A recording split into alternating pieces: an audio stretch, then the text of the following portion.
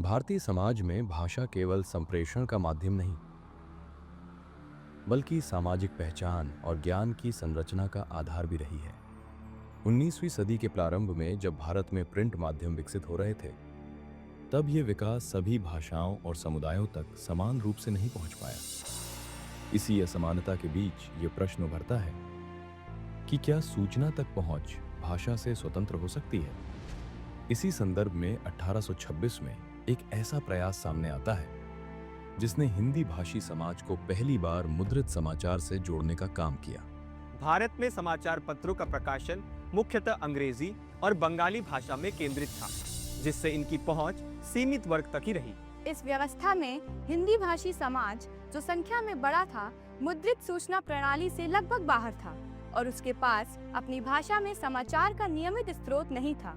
यह स्थिति केवल भाषाई अंतर नहीं थी, बल्कि यह दर्शाती थी कि सूचना तक पहुंच सामाजिक और संरचनात्मक रूप से असमान थी।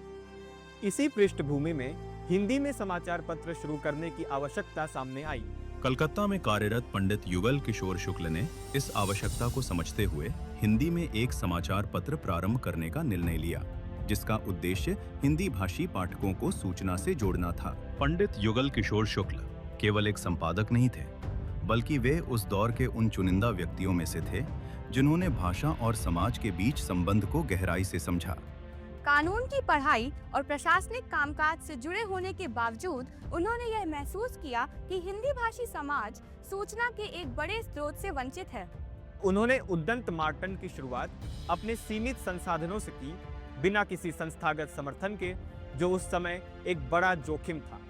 अखबार की प्रतियां तैयार होने के बाद उन्हें दूर दराज की हिंदी भाषी क्षेत्रों में भेजना आसान नहीं था, क्योंकि डाक व्यवस्था महंगी थी और अक्सर वितरण में देरी हो जाती थी।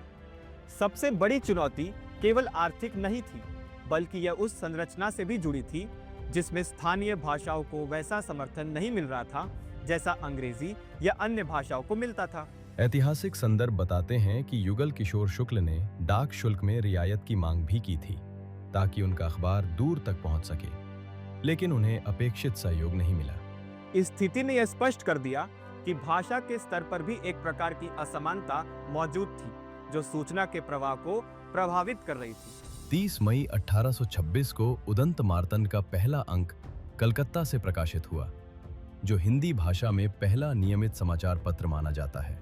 एक शोध अध्येता ब्रजेंद्र नाथ बंदोपाध्याय मार्टन रिव्यू में वो असिस्टेंट एडिटर भी थे। उस लाइब्रेरी में उन्हें फाइल मिली, वो फाइल थी उदंत मार्टन।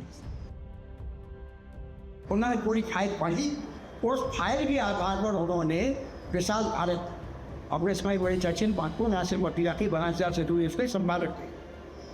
उसमें उन्होंने फरवरी 1930, मार्च 1930, अप्रैल 1930 और मई 1930 इसमें 4 अंकों में लेख लिखा किए द्वारा, और उसमें बता हिंदी का पहला समाचार पत्र।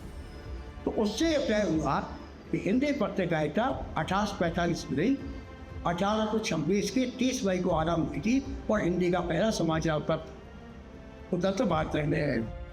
यह साप्ताहिक प्रकाशन था और इसकी भाषा मिश्रित रखी गई थी। एक ऐसी हिंदी जो ब्रज, खड़ी बोली और कुछ अवधि के पाठकों को भी समझ में आए।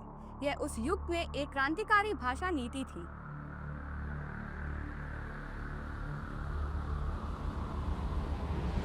इसमें स्थानीय समाचार, प्रशासनिक सूचनाएं और आर्थिक गतिविधियों से संबंधित जानकारी शामिल होती थी, जिससे यह दैनिक जीवन से जुड़ा माध्यम बनता गया। इसके माध्यम से हिंदी में एक प्रारंभिक सार्वजनिक संवाद संरचना विकसित हुई, जहां लोग अपने परिवेश की जानकारी प्राप्त कर सकते थे। कलकत्ता का भौगोलिक स्थान हिंदी क्षेत्रों से दूर था और डाक व्यवस्था पर निर्भरता ने इसके वितरण को महंगा और कठिन बना दिया। 4 दिसंबर 1827 को इसका प्रकाशन बंद हो गया, जिससे यह एक अल्पकालिक लेकिन महत्वपूर्ण प्रयास बनकर रह गया। उदंत मार्तंड के 79वें अंक में एक नोट प्रकाशित हुआ था, जिसमें कहा गया था, आज दिवस लौ उग चुक्यों मार्तंड उदंत, अस्ताचल को जात है दिनकर दिन अब अंत। जिस भाव से उन्होंने पत्रकारिता प्रारंभ की थी, उस भाव को तो उन्होंने जीवित छोड़ा और वो भाव आज भी है। अनेक समाचार पत्र या पत्रकार भले ही उसके अनुसार नहीं चलते होंगे, लेकिन फिर भी चलने वालों अनेक ऐसे भी लोग हैं जो चलने का प्रयत्न कर रहे हैं। उनके अंतःकरण में वो भाव आज भी जिंदा है, और जब तक ये भाव जिंदा रहेगा तब तक हिंदी पत्रकारिता का भविष्य भी उज्जवल है। उद्दंड मार्तंड के बंद होने के बाद हिंदी पत्रकारिता रुकी नहीं। यह आगे आने वाले हिंदी समाचार पत्रों के लिए एक संदर्भ बिंदु बना, जिसने भाषा आधारित पत्रकारिता के विकास को दिशा दी। 1845 में बनारस अखबार, 1850 में सुधाकर और फिर 1867 में भारतेंदु हरीशचंद्र का कवि वचन सुधा, ये सब उसी बीज से उगे पौधे हैं। 1947 तक आते आते हिंदी में दर्जनों दैनिक समाचार पत्र थे। 1857 के बाद जो स्वतंत्रता संग्राम की चेतना बनी, उसका बड़ा हिस्सा भारतीय भाषाओं के अखबारों से आया। तिलक का केसरी, गांधी का नवजीवन और हिंदी में अभ्युदय प्रताप। इसी ऐतिहासिक महत्व को ध्यान में रखते हुए भारत में हर वर्ष 30 मई को हिंदी पत्रकारिता दिवस के रूप में मनाया जाता है, जो इस पहल की स्मृति और उसके प्रभाव को दर्शाता है। आने वाले समय में यही प्रवृत्ति भारतीय भाषाओं के माध्यम से सामाजिक और राजनीतिक जागरूकता के विस्तार में महत्वपूर्ण भूमिका निभाती है।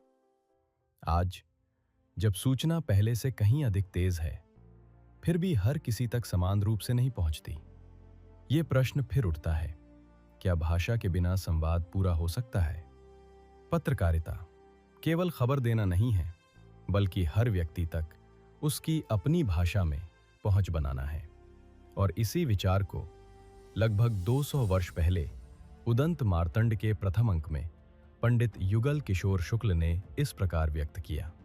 ये उदंत मार्तंड अब पहले हिंदुस्तानियों के हित के हित जो आज तक किसी ने नहीं चलाया, पर अंग्रेजी ओ पारसी ओ बंगले में जो समाचार का कागज छपता है, उसका सुख उन बोलियों को जानने और पढ़ने वालों को ही होता है। और सब लोग पराये सुख सुखी होते हैं, जैसे पराये धन धनी होना और अपने रहते पराई आंख देखना। वैसे ही जिस गुण में जिसकी पैठ नहीं, उसको उसका रस का स्वाद मिलना कठिन ही है। यही सोच आज भी भारतीय पत्रकारिता की आत्मा है, जहां भाषा लोगों से जुड़ने का माध्यम बनती है।